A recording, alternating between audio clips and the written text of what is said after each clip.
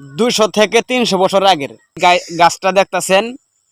আগে ছিল এই গাছটা শয়তান গাছ, আর এখন বট গাছে পরিণত হয়। এই গাছটা সর্বনিম্ন 200 থেকে 300 বছর আগের।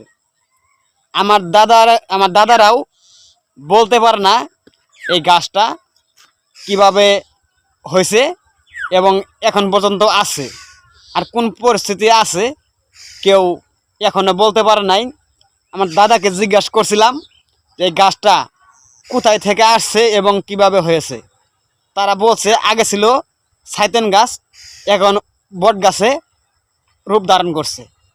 এই কারণে আপনাদেরকে বলতে চাই, গাছের ভিতরেও অনেক গুণ আছে যা তা মানুষের ভিতরে নাই।